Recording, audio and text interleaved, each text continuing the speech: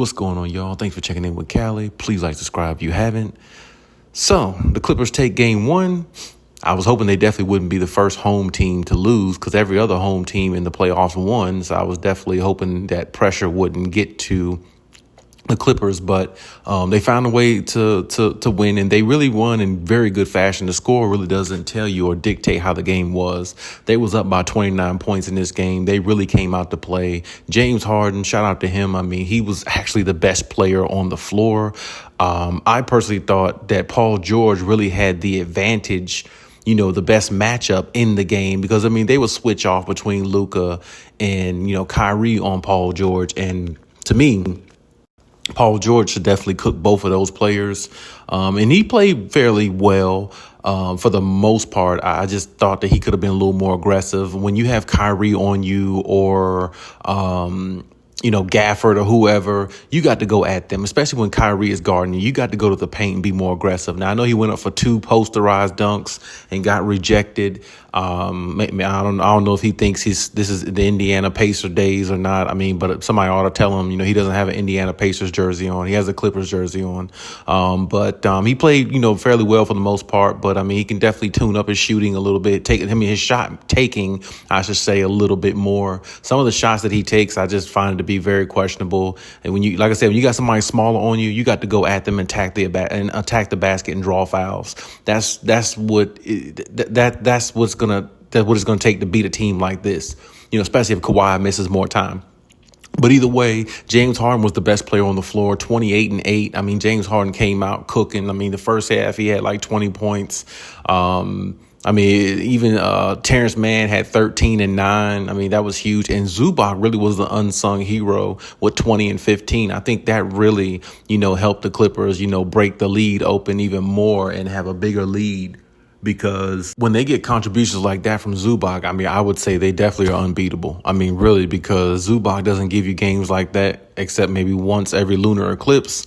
And when he does give you a game like that, it's like a virtuoso type game for him. And for him to have 20 points and 15 rebounds and, being energetic like that, giving the team a little lift, it goes a long way for their confidence. And Russell Westbrook came out with the super energy, of course. His 13 points was the most lively points, the most energetic points actually throughout anybody on the whole team, because Russ was just playing with a different edge. He was disrupting a few passes that Luka tried to throw in there, got a steal or two, getting the crowd hyped. He caught an alley, He definitely, did some good things himself and definitely brought that energy to the arena that they needed.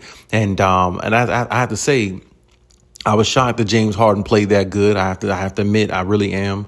Of course, we know how great of a player he is and definitely was at one time. He still got greatness in him, but, just to see him play to that level and come up big like that, that was huge, on the Clippers part. Because I personally, if he doesn't play to that level, I don't know if the Clippers win this game. They potentially could, but the way Dallas came back and cut from down 29 points, they cut it to 14 or 13 or something like that. If James Harden doesn't have a first half like that, the way PG was kind of struggling in the first half, I think he only had 5 points, and even up to the mid third quarter, he only had 11 points or something like that. Dallas might have actually seized the momentum for real if James Harden wasn't playing the way he did, along with Zubac, and you might have came back and won the game. You never know.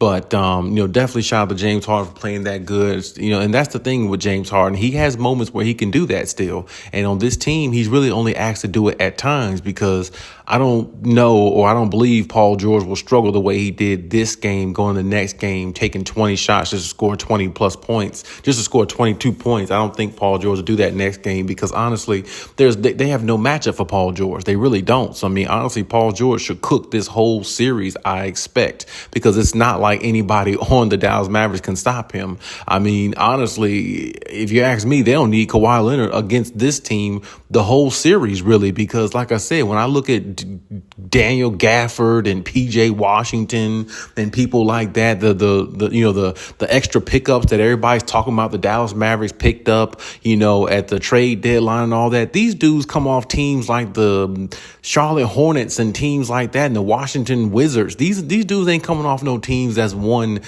championships or come off teams that goes to the playoffs consistently where they have a lot of playoff experience. And it's funny how everybody was sitting there talking about how the Dallas Mavericks are going to beat the Clippers in 7 and all this stuff. And it's like, and then I think somebody even said, I don't know if it was Perk or somebody said that the Mavericks are going to beat the Clippers in 5. Like, I don't know, 5 or 6. I mean, I don't know. It's ridiculous how the disrespect of the Clippers really actually it comes from these analysts. The disrespect that comes from them towards this team is really mind-boggling to me because I just don't get it. Like, I mean, you really think that the Dallas Mavericks can beat the Clippers in 5 games or 6 games just because they got Kyrie Irving? I mean, Kyrie is a great player, don't get me wrong. I mean, but if anything, like I said, it might go 6-7 games because, they do have Kyrie and Luka. And honestly, if you look at this game, Kyrie, I think he had 33 and Luka had 31. And see, that's the point I've been trying to make. They both have good games, but if you take away all or neutralize all the other players, what are the other guys going to do? They're not really guys that can take people off the dribble. They're not really guys that are known to be scorers. Dante Exum, he's trash. He's somebody who came in the league years ago, drafted by the Utah Jazz, and they sent his ass back to France, wherever the hell he's from, and he went to the G League or something, then found his way back in the league. And PJ Washington's and all these guys, Derek Lively looks pretty decent, but I mean, he's still like this is like his first or second year. He doesn't have no playoff experience. And, they're giving this team all this credit for what? I mean, they don't deserve all this credit. I mean, they got guys on there who never even been in playoff atmospheres. Tim Hardaway Jr., he's pretty much, he's not a dud, but I mean, he has moments where he looks okay. And Maxi Kleber's trash. I mean, there's really nobody on Dallas that really can challenge anybody on the Clippers. I mean, honestly, if James Harden was the best player on the floor yesterday, what does that tell you?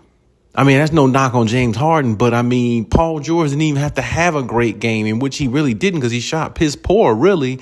And he hit a couple of shots in the fourth quarter at the end. But I mean, they were up by damn near 30 points. And basically, Kawhi and PG didn't play in the first half or didn't even play the damn game because, I mean, like I said, they was up by 30 points, 29 points at halftime, somewhere a little bit past halftime, and Paul George only had 5 points. Kawhi Leonard had 0. I mean, so what does that tell you? Like, they need to stop, giving these other teams so much credit. I mean, it's like they want these other teams to annihilate and beat the Clippers so bad so they can have something to talk about and have a team that they can shit on. And it's just horrible. It really is. And I would say all Clippers fans, stick together. Don't, go back and forth with, all this other stuff. Just stick with the team. You know what I'm saying? I see a lot of Clippers fans, say stupid stuff, online and all this other things on Twitter, on X and all this other stuff, it's regardless of all these little stupid antics that you're listening to the media say about the team and you're feeding into it, don't feed into none of that. Stick with your team, stick by every player. Every player has to have a hand in this for the Clippers to win it. And all this negativity that comes towards the Clippers, they just need to keep using this motivation because, I mean, the disrespect they got from a team like Dallas, which has been playing good the regular season, but they're not clearly as talented as the Clippers. I mean, you look at the Clippers yesterday and look at Dallas, it looks like a milestone difference. And the Clippers didn't even have Kawhi Leonard, their best player. Let that sink in. And their second best player, Paul George, didn't even play good. He had 5 points at halftime and the Clippers up by 20 plus points without him, with him having 5 points. It's not even close. The talent between both teams, the mismatches, everything. It just looks like a a 10-1 shot for Dallas right now. And Luka and Kyrie had 30 plus points apiece. But I also told you guys one thing also, another thing. Remember I said if Luka has 30 or 40 points and 15 assists, that's what makes Dallas hard to beat. But when he has 30 or 40 points and 5, 6, 7 assists or somewhere in there, they're beatable. And what did he have yesterday? He had like 31 points and he had like 6 assists. See, when he doesn't get double digits assists, Dallas can be beaten every single time because all the other guys are neutralized. They're not making a difference. They're not even on the floor for any reason. They might as well be playing 2-on-5 with him and Kyrie. You play 2-on-5 against a team like the Clippers, who has a lot of weapons from all facets, from the bench, from the starting lineup to Hall of Famers, from superstars to star players. You're not going to beat them, especially with the chess match going back and forth with Ty Lue. Ty Lue is a better coach than Jason Kidd. Honestly, Jason Kidd was a better player than Ty Lue, but Ty Lue is a better coach than Jason Kidd is at this current time. And I think he always will be, because Jason Kidd really just is not the way he coaches is pretty much so predictable. It's not really hard for teams to figure out. That's why Dallas never does anything they had Luka for 6-7 years now, and they haven't gotten nowhere. And I talk about Luka's ball usage and all that stuff, but Luka has had other players on there that can make them good. Jalen Brunson, look, they had Jalen Brunson, they had Spencer Dinwiddie, now they got Kyrie Irving. They had guys on there that can put the ball in the basket, but Jason Kidd is just not that great of a coach. And like I said, people in the media just want to down the Clippers so bad, talking about PJ Washingtons and all these other guys, Derek Lively's, and all these guys are going to really do something against the Clippers. It's ridiculous. The only good thing one of them or any one of them did was actually, well, I will give him this. Gafford, he did guard Paul George pretty good unexpectedly. I didn't think he would guard Paul George that good. I mean, they do some double teams at Paul George, but Paul George still has to be a little bit more aggressive and go at this dude, because this dude has no name. This dude cannot guard you, and this dude is just really a waste of your time. And maybe I just think Paul George didn't really have his foot on the gas because he just doesn't take this dude seriously, in which I can respect that, because he might not even know who Gafford is and Lively and PJ Washington. He might not even know who guys like that are. So, but even though I think Lively or somebody stuffed him twice going to the rim, I think Paul George definitely needs to make up for that. But other than that, I mean, who cares? The Clippers won, and I think they'll win the second game also. Then again, you never know, but still, the way that game looked, the Clippers could win in 5 without Kawhi Leonard. Kawhi can come back the second round with his knees perfect, everything ready to go, and go out there and really, stomp a mud hole in the next round who they play, because the next round who they play is probably going to be a lot more harder, I think, a lot more of a challenge than what Dallas is going to be. Dallas might come back and make some adjustments and things like that, but I don't really see them making many adjustments because, like I said, talent-wise, you don't have the talent to compete with the Clippers. I could put Terrence Mann alone against anybody else on that team. Terrence Mann is just as good or better than anybody else on the Dallas Mavericks outside of Kyrie Irving and Luka Doncic. And that's Terrence Mann. I could put him up against anybody on that team name-wise. He's just better.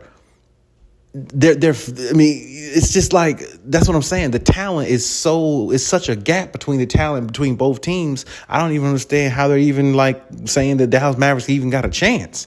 I guess they're saying that maybe because Kawhi is out, but what we saw yesterday, hell, with Kawhi there or not, they don't have a chance regardless from what I could see. Now, like I said, we'll see what adjustments they make, but based upon that right there, if the Clippers are up 29 points and Paul George has 5 points and Kawhi Leonard has 0 because he didn't play, that tells you a lot right there.